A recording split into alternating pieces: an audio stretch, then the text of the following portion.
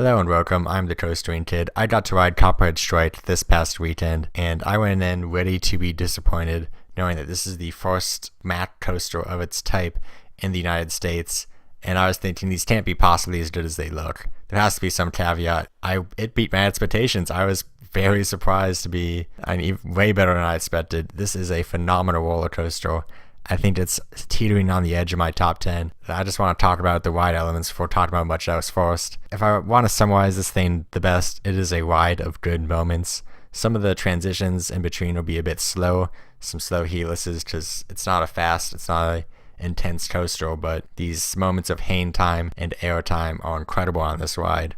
And it all starts off with the JoJo roll, straight up just dangling out of your seat with just a lap bar. It is an awesome feeling. And the two launches are slow, okay? They're slow accelerations. I can get over it because there's so much else this ride has to offer. And the first launch sends you into a loop which has a ton of hang time. You are dangling out of your seat again. There's tons of that in this ride. And the next airtime hill is so fun. It is a huge airtime moment where you are flying. A nice quick corkscrew, I love that element, and then a few turns, and these are the moments where it's going a bit slow, but it immediately launches into a launch over an airtime hill. And the first airtime hill, I would say, is just okay, a little bit of pop but not much. But the second one is really fun to me because it's sort of like ejector floater airtime. It catches you really fast, but it's not that strong, and it lets you go. So I kind of did a stomach floating feeling right here. I can't really describe it well, but it's really fun for sure. But the favorite part of my ride is this nets element where you just go up. It's almost like this straight track upside down.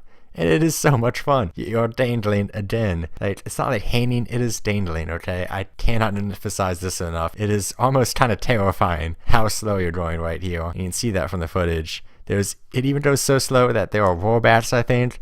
I saw it get stuck here, and there's a bit of footage of that. It's kind of interesting how it launches forward, backwards, get going. And that's like, the launches kind of catch you a bit more when it gets stuck on a rollback. That's just a theory, but you can see the acceleration is a bit faster here. But the park handled it well. It's nothing to be concerned about. These rollbacks might be something of a new prize for coaster enthusiasts to collect. I was definitely chanting for a rollback when I was riding it. And the rest of the ride, besides that second loop, the second loop it doesn't offer quite as much hang time as the first. And there's a really good twisty element that actually has a lot of strong ejector. And then that part is almost kind of bad, I'd say. It's slow turns. It's pretty boring, but it doesn't last too long, and I can be fine with that. And then there are two good pops of airtime into the break one. So all in all, just a fun ride. But the theming is something that I have a problem with because it's there, but it's bad. I do not understand the story behind it, okay? I know what it is, but I don't see how it's relevant during the ride. When you're in that barn, the grandma's yelling at you, and I know what she's saying. I don't know what any other ride is trying to tell you besides the barn is dangerous. Some grandma's yelling at you. I know what the story is again, but the ride doesn't know, okay? If that makes sense. Granny's Jam is just, what is it? Just explain it to me. But the trains are beautiful, and the rest of the area is good. It's well put together. The ride sign especially is gorgeous.